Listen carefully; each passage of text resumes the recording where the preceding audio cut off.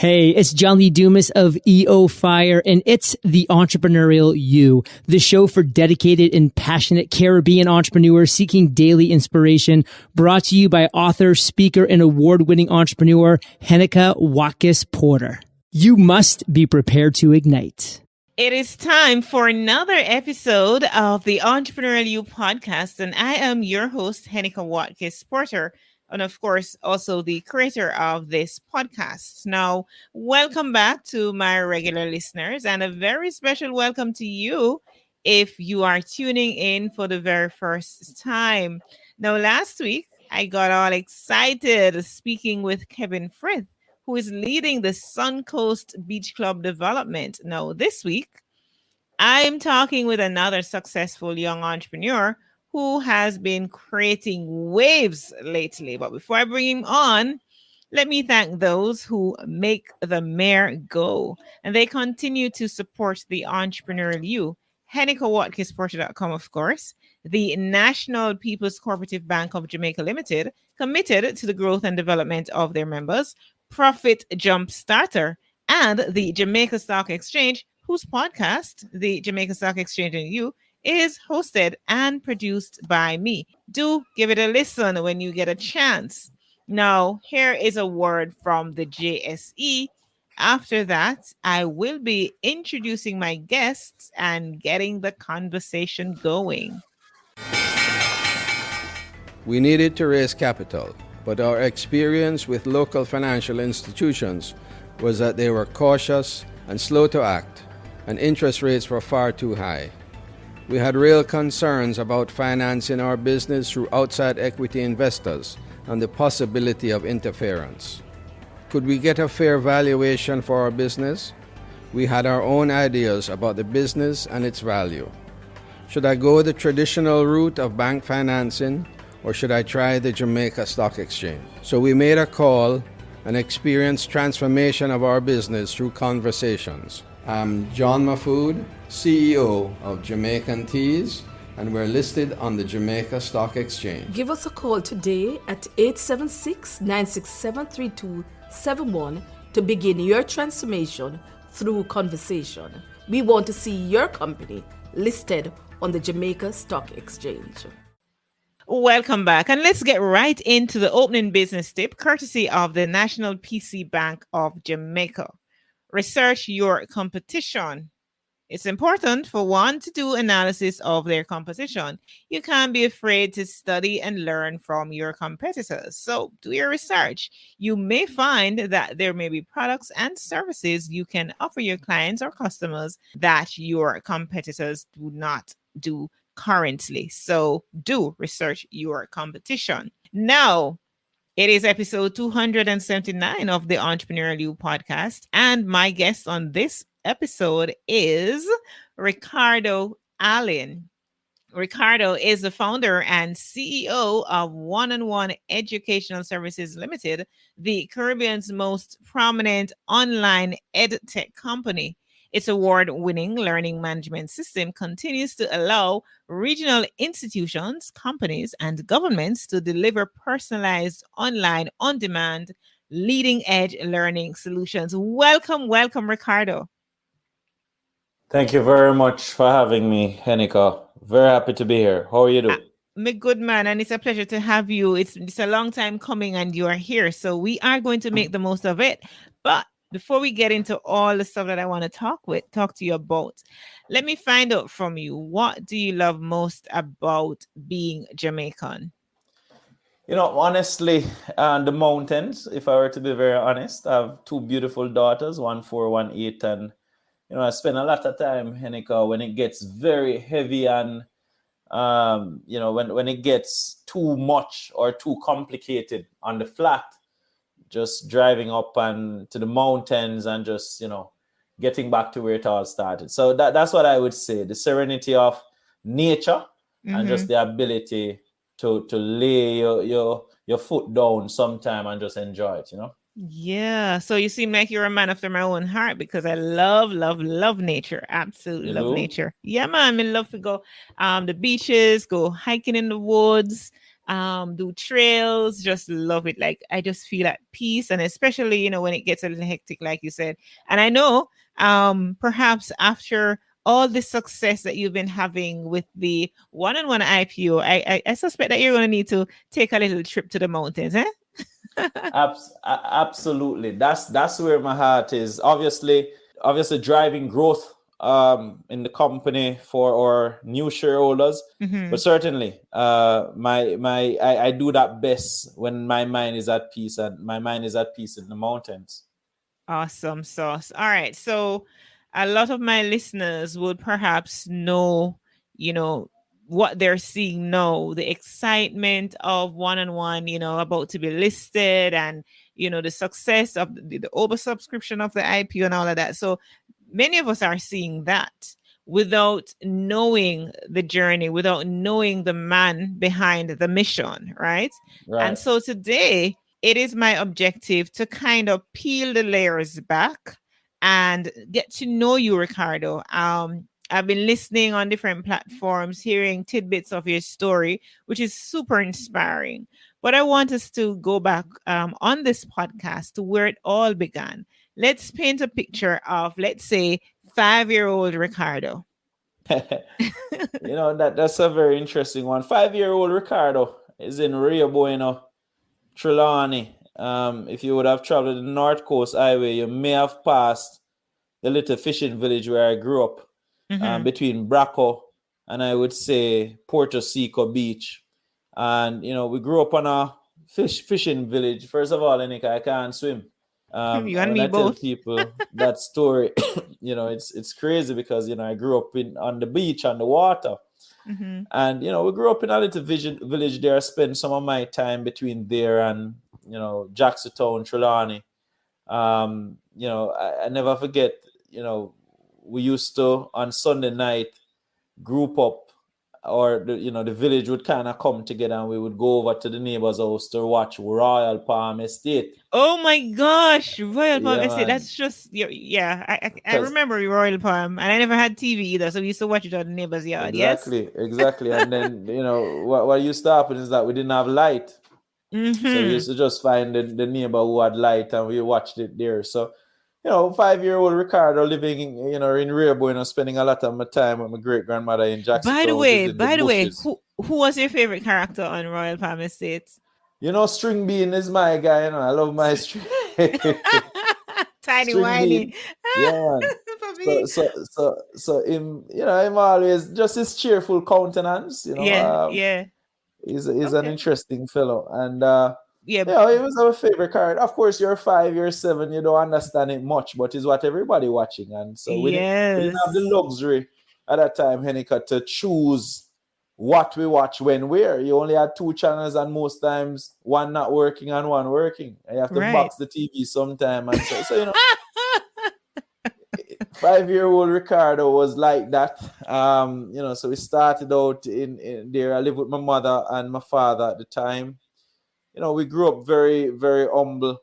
I would say that during my time in Rio Bueno, Trelawney, I would have attended the all-age school there, where my teachers, they were very fond of me. They felt that I was advanced for my age in my mathematical abilities and my ability to just problem solve, you know, and I actually ended up skipping a grade, Heneka, in Rio Bueno, Trelawney.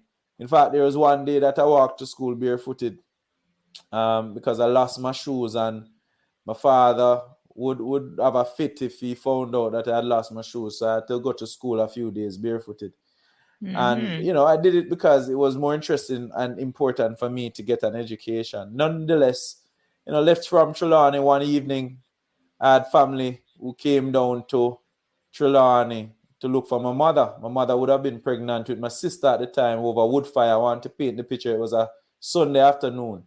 And she was cooking and fanning, and, you know, you have to fan the wood fire to make it catch, and blow it sometime. Blow it at you. So she was pregnant over this fire, and I had an aunt, Auntie Sandra, who came, and she saw that and she started crying. At the time, I was right beside the house having my Sunday dinner in the guinea tree. Of course, it wasn't Sunday dinner, rice and peas and chicken. It was the guineas that I were eating at the time.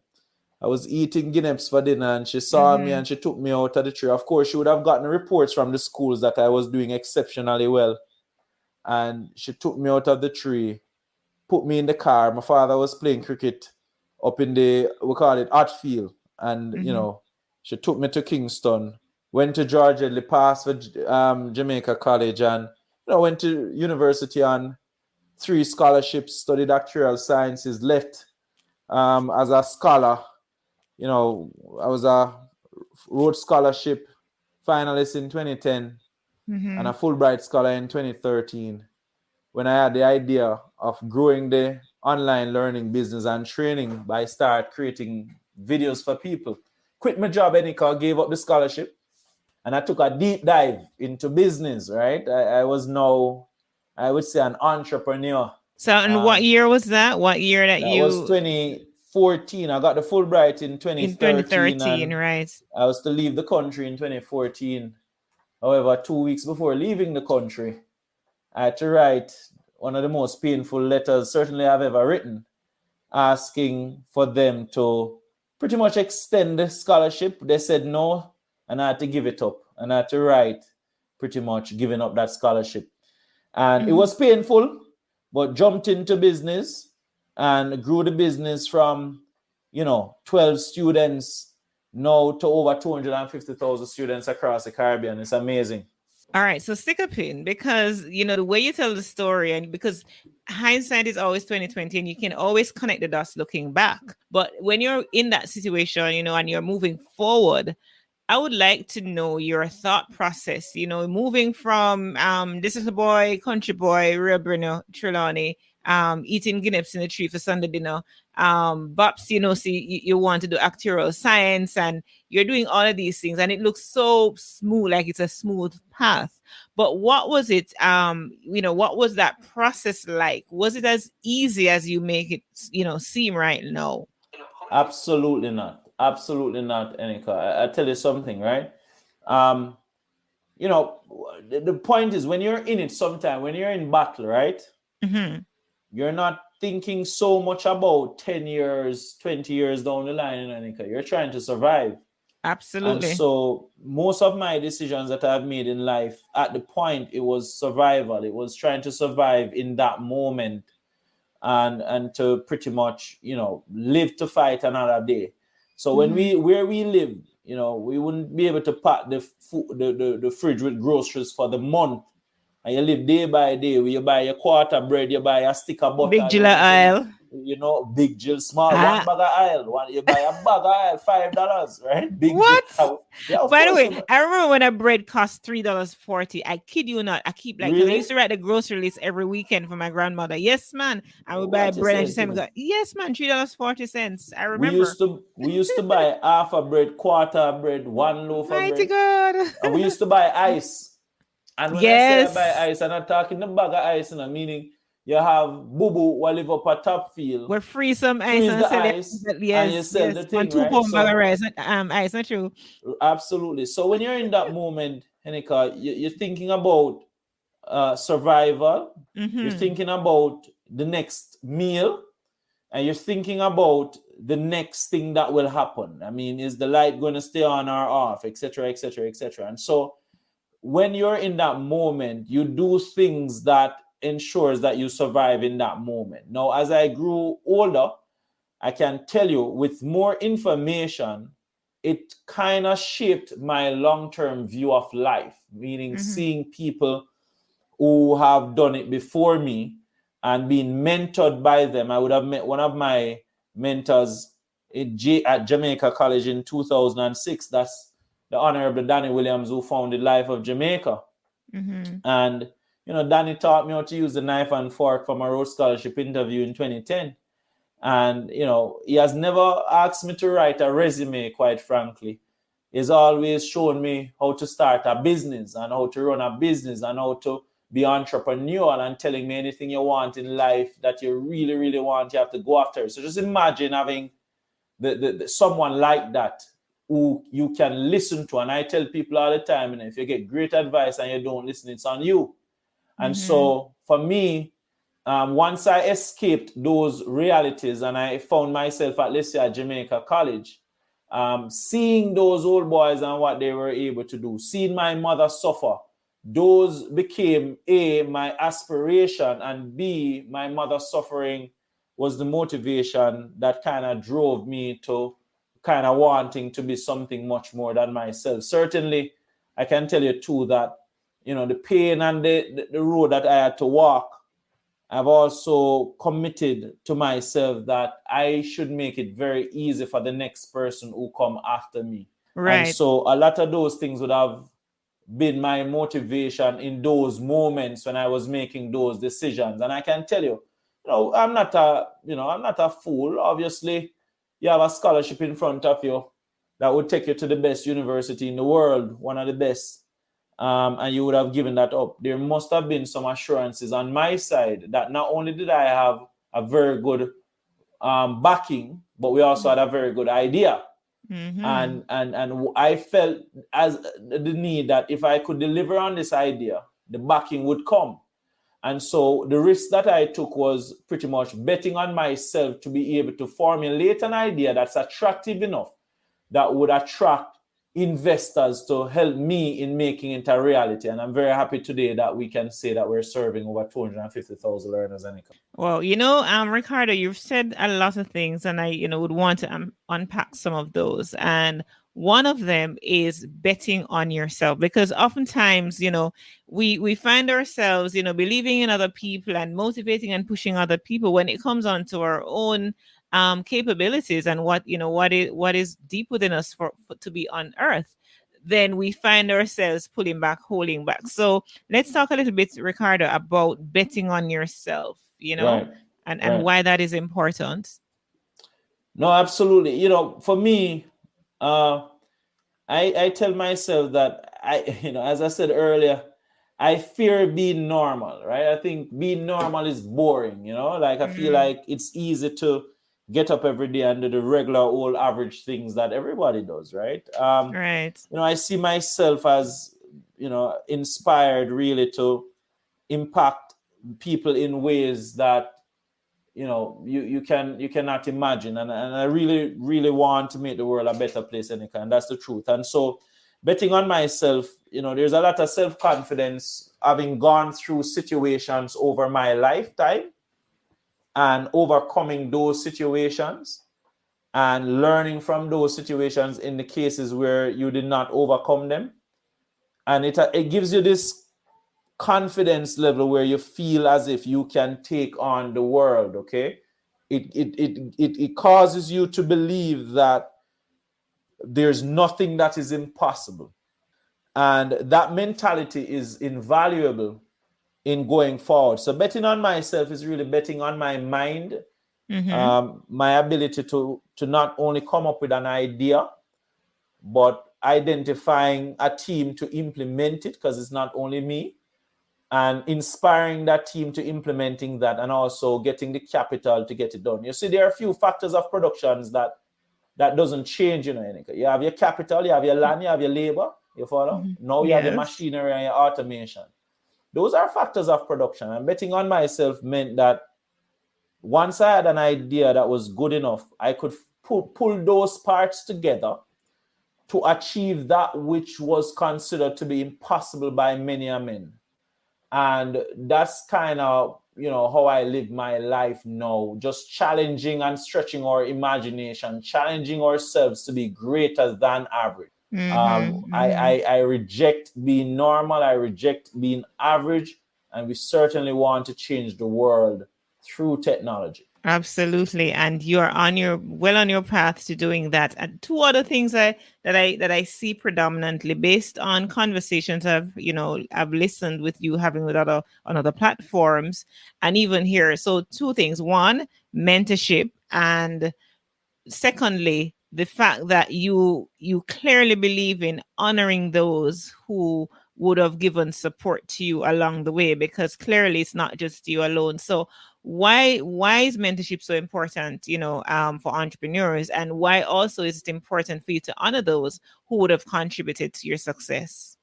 I'm a firm believer in the whole matter that, my grandmother says to me all the time, when I was I believe I was like about 6 months to a year, apparently something would have happened. My great-grandmother was at church. She ran down from the church. She tells me the story all the time, and she rubbed me with some bush. It's called search me Search life. my heart. Or Search me heart. Search You my know it heart, go. yeah. Search me heart. A country me come from, no, set Yeah, me man, there we go, man. I can hear it. Search me heart. You know the thing. And she says she rubbed me up with it, and she says that I was almost dying.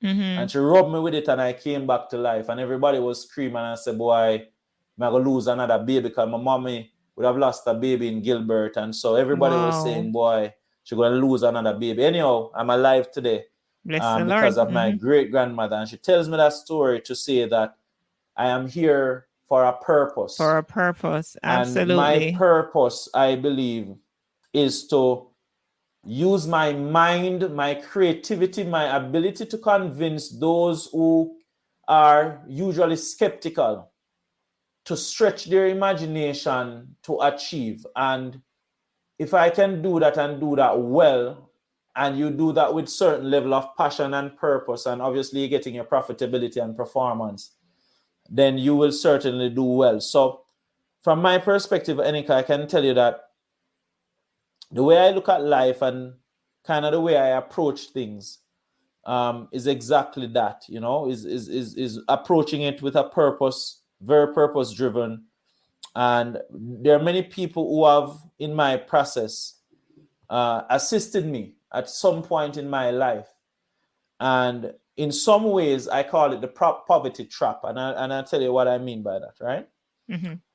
If you are like me, who don't believe in handouts, because everything that I've ever asked for, I do it through a deal. So I've never asked someone for something that I will never pay back. When I was asking for CXC help, it was to get a job in the summer, in the Christmas, to work back for it. When I wrote the letter for the lady to give me food in the canteen, is because what? I was going to give her back at some point, which I did. Meaning I caused her to start delivering lunch to one of the largest financial institutions in New Kingston. She used to give me lunch at JC. When I wrote the different letters asking for help, it was to also give back. Now, when you do that, you have a lot of people that you quote unquote owe. Now, here's the thing now. For example, some of that is good, some of it is not so good, and I'll tell you why. Because I live my life every day to ensure that those who have supported me or who have extended support to me are not disappointed, and there's a lot of weight to carry. But that's the field that you're in. And so I can tell you now that one of the most relieved feeling that I have had, certainly, is once the IPO closed and we were successful at raising $3 billion, though we only wanted 300 million, about 8 times oversubscribed. When that happened, a lot of weight was off my shoulder for many people who I would have sold the vision to have reached to this point. And what helps me and keeps me grounded is to speak with people, Heneka, who have done it before me, who have made mistakes.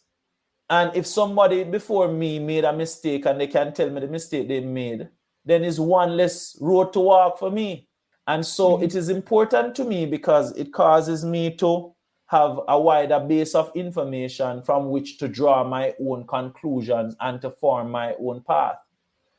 And so mentorship is important to me to understand the varying perspective on things and to understand those who have done it before me and to listen and to hear and then to form my own opinion in my way of executing, because you cannot understand sometime the future unless you understand the history, And so if I'm coming to solve a big problem in education, it would be very presumptuous of me to believe that someone did not try to solve this before me. And so in a way, I stay close to even some of those ideas, so I can go to a mentor and say, hey, you knew so-and-so from so-and-so, and what did he try? How did it work, etc. So it works 2 ways for me. It helps me to keep grounded. It helps me to understand what others have done. It helps me to bounce ideas and say, what did you do in this case when you had this problem? One of the biggest problems we had, Heneka, when I just started the business is that I could not find another team member who was as passionate as I was, who was staying up at nights as I was, who was going through the night as I was. And I called one of my mentors and said, well, when I called Danny, I can tell you, started LOJ now, Surgical. I said, Danny, when you just started out, did you have a team member like this? Him say, Ricardo, at the end of the day, this is your baby. Yes. And you're going to always feel that way. What you have to do is to ensure that you continue to inspire them, and ultimately they're going to come it with you. And that's exactly what happened. So mentorship is important, and paying it back is important, paying it forward is important, and help is a domino effect, Because if someone helped me, I am now cultured into the way of helping. And so I can tell you that because of all the help I have gotten, just this past summer, I went down to my school there in Rehoboth in Trelawney that I walked barefoot to. And I gave every child graduating $10,000 towards high school. It was 28 of them. And that's what it does. It causes you to be a better person and help you to get context and help you to kind of pay it forward. And that's what I like about mentorship. Fantastic. And then honoring those, always giving honor to those that would have helped you succeed along the way. All Absolutely. right. We're going to take a break right here, Ricardo. And when I come back from that break, what I want us to talk about, just some of those quote unquote failures, and even take us into your decision-making process. So let's take a break here to read a review from one of my listeners, and says it's captioned "A Unique Voice on Entrepreneurship." This show has so many strong points. For one, the choice of guests. Many of the guests share their process for making decisions and how to find the help that you need when you need it. This is an overlooked topic in entrepreneurship, but Heneka is great at teasing out the important points. It's also refreshing to hear someone that takes a cultural perspective on starting a business. There are many tribes out there. I can also tell you that effort is put into the production so that it's always an easy listen. I'm going to keep coming back. And this is from Alex Enrique 3 out of the US of A. Thank you so much, Alex Enrique 3, for taking the time to not only listen, but to share feedback on the show. Much appreciated. I know, there was an opportunity cost there. It means that you spend time doing that, then you didn't spend time doing something else. So I value that 100%. And if you wrote a review, please send me an email at henekawatkis-porter@gmail.com to let me know so that I can shout you out right here on the show. Thank you so very much. Welcome back to this conversation that I've been having with Ricardo Allen of One and One, having a one-on-one with him. So, Ricardo, right, two things I mentioned that I want us to touch on. I want to touch on those failures, and I'm putting failures in quotes because there's no such thing. It's just always a part of the learning experience, in my opinion. So, what's it like for you, having failed, or have you had any failure along your journey thus far? Absolutely. One of the things that I do in my business, and a lot of people will tell you, is that I believe in this whole idea of failing, but failing fast. Mm-hmm. So what I'm married to is the destination, not so much the route that we take to get it. Preach. So it's more important to me to try something, and if it doesn't work out, we move and we try it a different way, but our goal never changes. And so along that way, you would have had many kind of failures coming up. I mean, one of the first thing I can tell you that we did is that we when we got the $5 million first investment, we placed $1.5 million to a company locally to build out our online platform, and they ran off with our money. And can you imagine now that more than 25% of your investment or 30% of your investment now is now gone, and you have to kind of figure out, how am I going to do this? You have investor money. Mm-hmm. And so that's one of the first kind of failures, that we had, our lesson learned. And then out of that, we went with a model of working with a larger company who gave us some credit terms to develop and to deliver on the solution, and we paid them only on delivery, and we didn't pay them unless they got it. So that was a lesson to me, and it has shaped the way I do business up to this day, where I pay for value received, you know, not the other way around. Another thing I learned very quickly was cash in business is king, right? Forget about what your profitability says. Look at the cash flow to see how much cash the business has, because cash is the currency of the future. And if you have cash, you can take advantage of opportunities. And so cash is king, because a business without cash, it causes a ripple effect on not only the operation, so as far as your ability to meet your short-term demands, but it's also very distracting.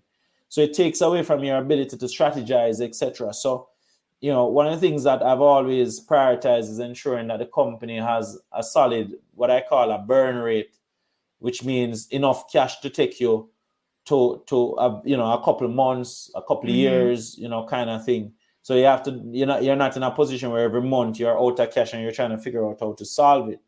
And so we've had many kind of, you know, failures like that in the business. In terms of personal failures, absolutely.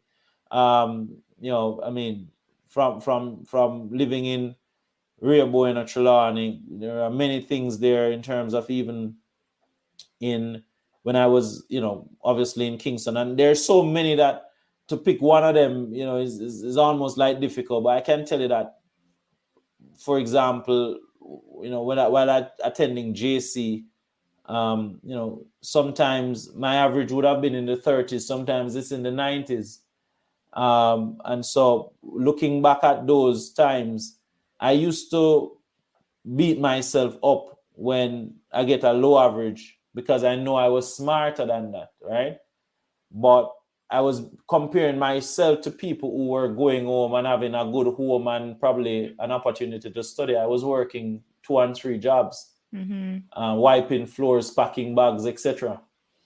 And so, you know, what I learned very quickly was not to compare myself with others and run my own race and my own journey. Absolutely, Because absolutely. the minute I did that, it took away from my own ability to maximize on my own potential. And it was very distracting, and it causes you to run a race that you have no business running. And so the minute I started focusing on myself and comparing to myself, that's where I get the whole concept of stretching my imagination from, because it became so effective that I started being, okay, right, Ricardo, you've done this. Now, what next is possible? And now what's possible is not limited by what I am seeing in front of me, but the greater good, the greater thing that can be achieved. So, you know, that's the level of confidence I've gotten from that. So there's been many failure over the years. You know, I told you about the time we ran out of money in terms of the company. I had to buy a shave, we call it a shear, to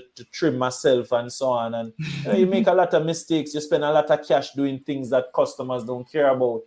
You know, you build features that customers don't want. It's like buying a toy for your daughter and she start playing with the box instead of the toy, you know. So it's you know, you've had many of those over the years, and you know, you just learn and you just kind of move. One thing I would say is that fear of failure is what pushes me the most, you know. The fear of actually not being my utmost best is what pushes me the most to be as and great failure as possible. for you. So based on that, failure for you is not being your utmost best. Yeah, man.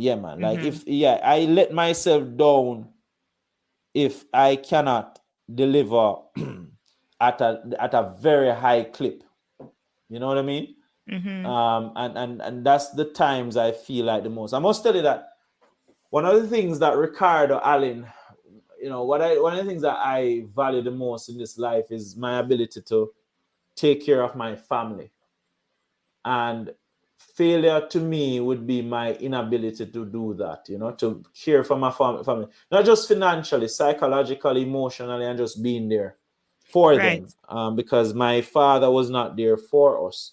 And I promised my brother, my sister, my own family, that I will be there for them and be a man and a model father that they can look up to. So, you know, on a personal level, like that's my biggest thing, you know, just to be a great dad, to be a great husband, Heneka, to be a very good human being and to be I would say an inspiration to many. And I have a lot of persons looking to me. I know that, and I'm certainly working on delivering.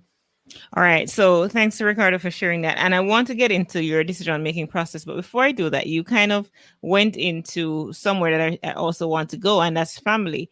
The level of success that you're having, and you are going to have way more than what we're seeing now. Let's talk about the role that family is playing, and how do you see your success impacting your family down the road, whether negatively or positively? Yeah, well, is to give you some insight in that, there's a thing that I say all the time, that the cost of success, right? Mm-hmm. And the question is, who are you doing this for? Are you doing this for yourself? You're doing it for your family. We'd like to think that we're doing it for our family, and this is what they want. But I'm here to tell you that my daughter, she don't know about all of these things, right? She don't know that I need to work or anything. In fact, what she says to me is that, Daddy, you're the CEO. Why have to be in meetings all day, And why don't you spend more time with us and so on? Like, that's what she wants, because she needs her dad. And now you have to work from home when they're in the same space as you are.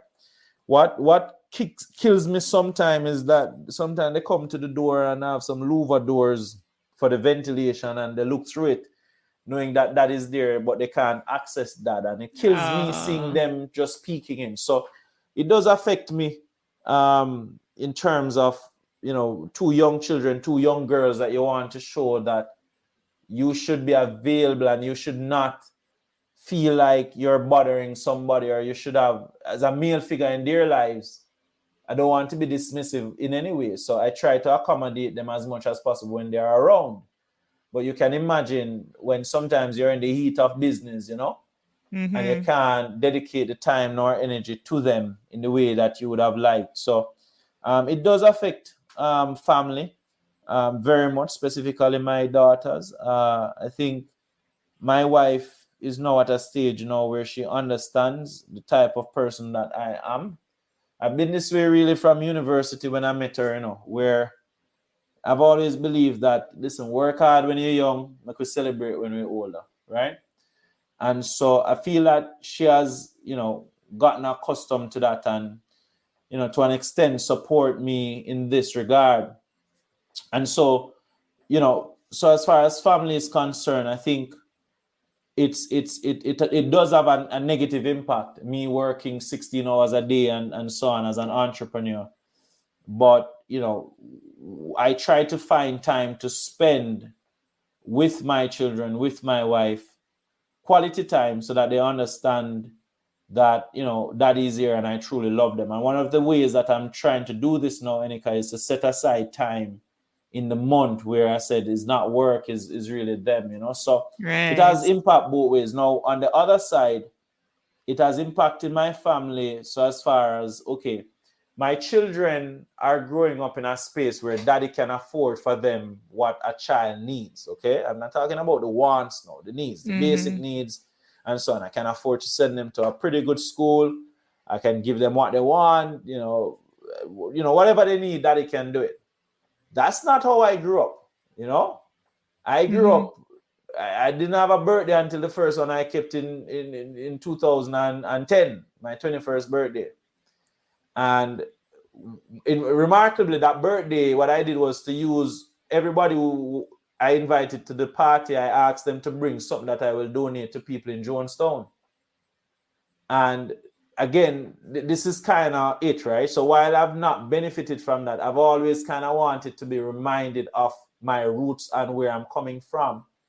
And it's difficult to show that to, for example, my two kids who now probably go to school and say, my daddy is rich. You know what I mean? And I'm saying, no, your daddy is not rich.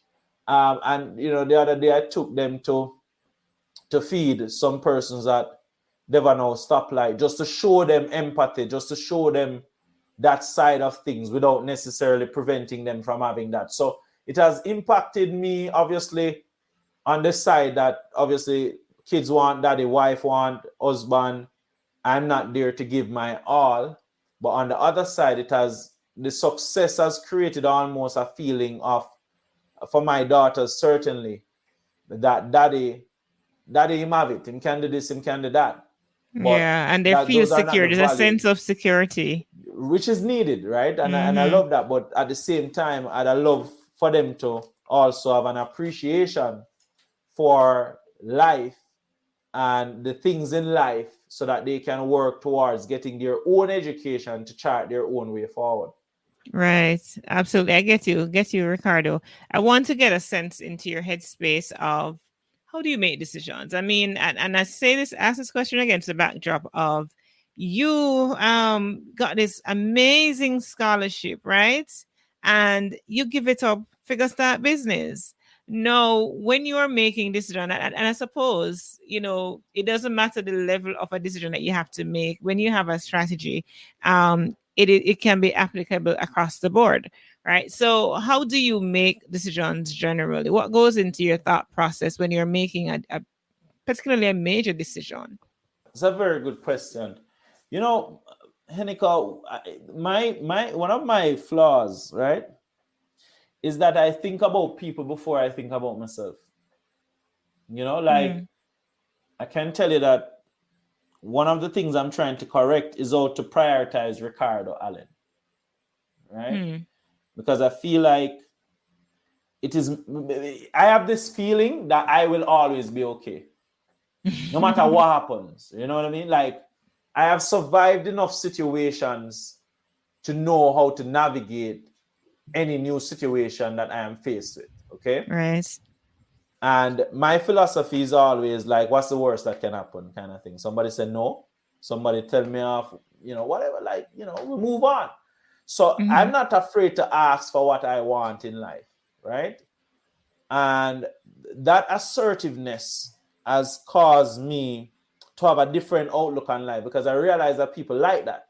People like when you ask them. Some people don't, but most people appreciate when I am very upfront and honest and I ask. Now, when I have a decision in front of me and faced with option A and option B, I can tell you, for example, for the scholarship that I got, before I even got the Fulbright in 2008, I would have gotten a JPS scholarship to go to university. I got 3 scholarships, JPS, Pan Caribbean, and Sagicor. And I went to the folks at JPS and I told them that before that, I did a speech, and the lady who I did the speech at the Optimist Club, and her name was Janet Stewart. And she came up to me and she offered me some money. But I thought she was paying me for the speech, and I was telling her, no, I don't want the money for the speech because I don't get paid for these things, right? The next Monday, I got a call from Supreme Ventures. There was a check for me ready for $50,000, right? I took the check, and that was the first check towards my university. Went to JPS. JPS looked at me and they gave me a scholarship. Now I said to JPS that, hey, can I get this scholarship to split up for my brother and sister who is in the country not going anywhere? They're not going to school. They're not doing anything. And they were so drawn or awed by what I was asking. It was, you can imagine you give a man a scholarship and them ask for it to be split 3 ways to accommodate his brother and sister. And so when I say that decision that I made, it's usually centered around people, the people who are around me who I need to come up. Because in my mind, I just felt like I could go and get a scholarship. You know what I mean? But I knew that they may not have that ability to do that. And so most times that's what I think about. Now, when I was making that decision to, give up the scholarship, obviously I would have thought about my family, my mother who was ill at the time. I would have thought about myself in terms of what I wanted. Yeah, you want to go to a big university, you wanted to work at Wall Street, earn a lot of money. But for some reason, it was more important to me to be here to help with my mother who was obviously ill. It was more important to create an opportunity for people to learn online, to fix a big problem in personalized learning. In fact, I would say that I saw the decision to stay and do the business as almost, I can stay and look after my mother and still run a business. Wow, let me do that. That was kind of the thought process at that time, right? And even now when I'm making decisions in the business, I am balancing all angles, all perspectives, okay? So I'm balancing my team's perspective, right? What would my team think about this decision, right? I'm balancing the customer's perspective, right? Meaning, what would the customer want? I'm also balancing my shareholders' perspective. And one thing I can tell you is that, when you look at things from that perspective and you remove yourself from the situation and you think objectively, you usually come to some beautiful outcomes. And one of the things I can tell you is that I don't take very long to make a decision, Heneka, right? Mm-hmm. It's more important for me to make a decision and be wrong than to try to get it right the first time. So I solve by iteration. So I will fire and then aim, fire again. And the more I fire, the closer I get to the bullet, right? Than to stay a year or 2 years trying to figure this out. So I make decisions very quick. I go based on how I feel. And that's the truth. What I mean by how I feel, the logo that we chose for the rebranding that we have now, right? They put a few logos to me and, we're going through them. But there was this one that I saw that just made me feel good. You know what I mean? I saw it and I'm like, wow. Yeah. That's the one I wanted, And they're looking at me and say, why this one? I said, no, because it made me feel really, really good.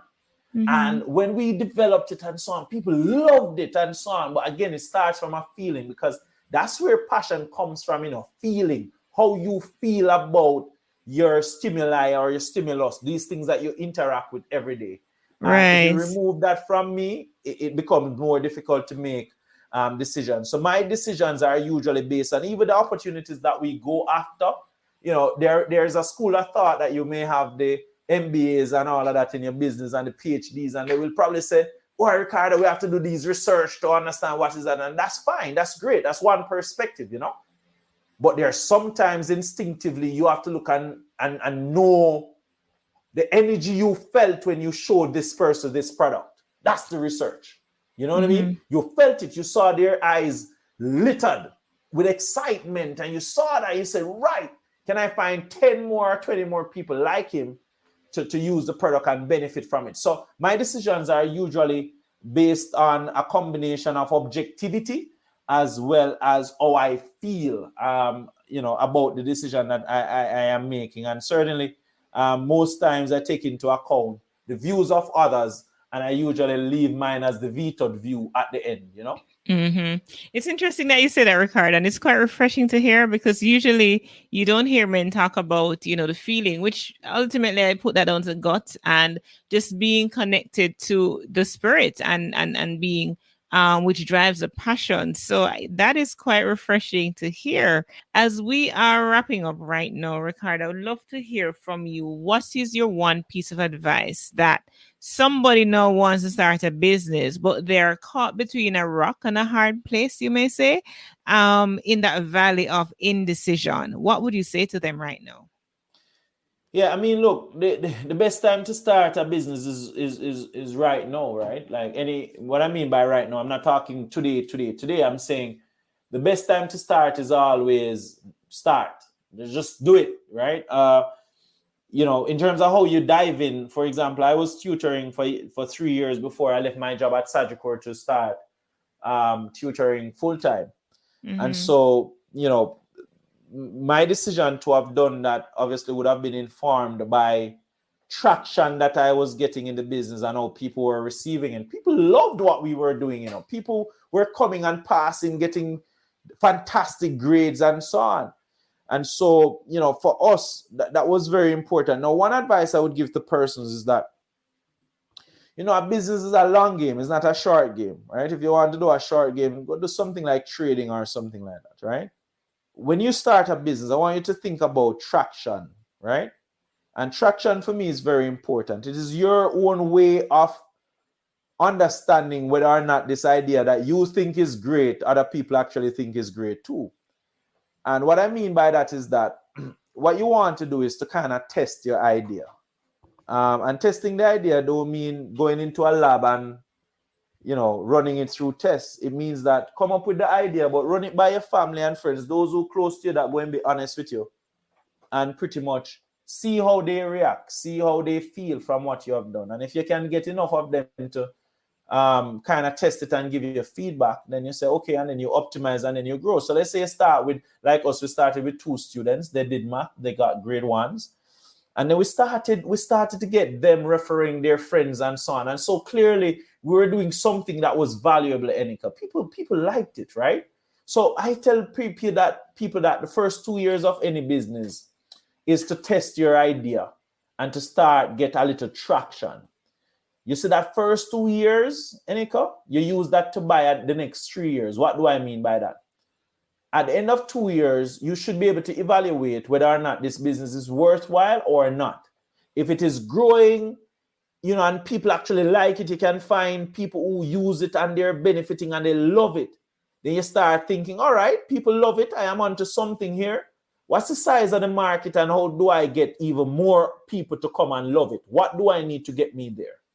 And so what you start to know, you look at the next 3 years. So we're at year 2, you're looking out. You look at the next 3 years and say, well, for the next 3 years, I want to grow the business now to a point where I can now reach profitability in year 5.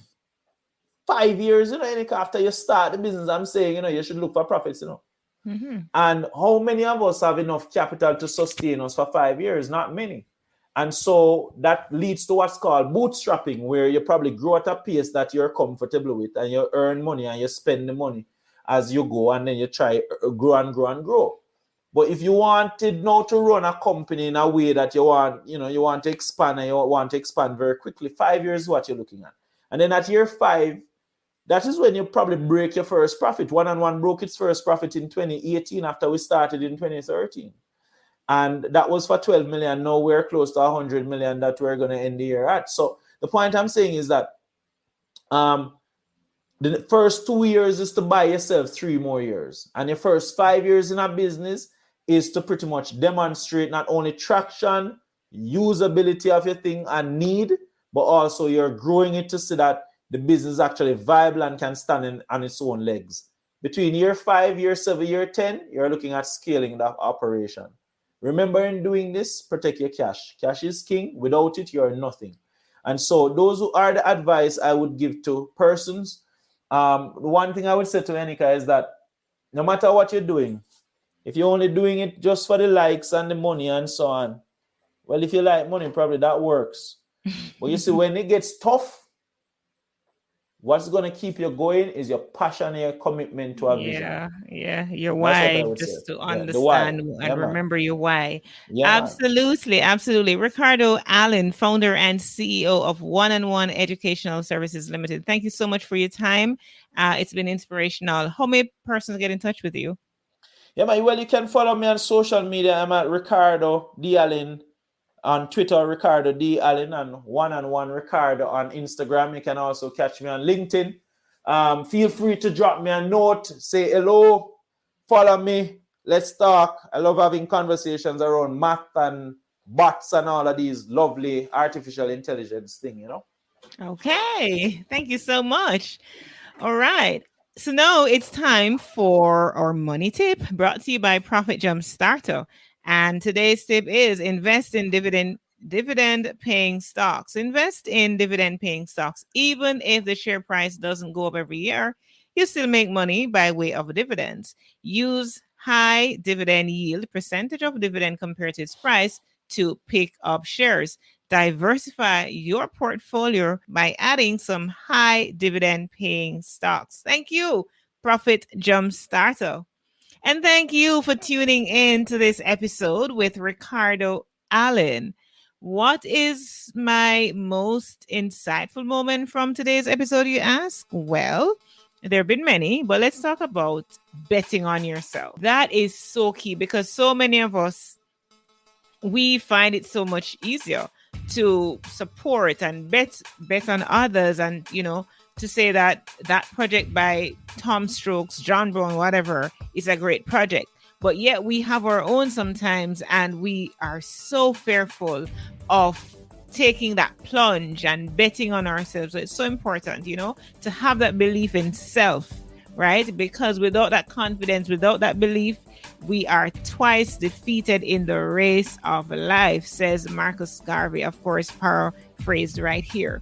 So I would love to hear your feedback, your standout moment. What has that been? Send me your feedback at henekawatkisporter@gmail.com or on social media at Heneka Watkis-Porter. Remember to follow this podcast on your favorite podcast app or connect with me for all things podcasting at henekawatkisporter.com. And here's according to the scriptures today. But seek first the kingdom of God and his righteousness, and all these things will be added to you. Matthew 6, verse 33. What good?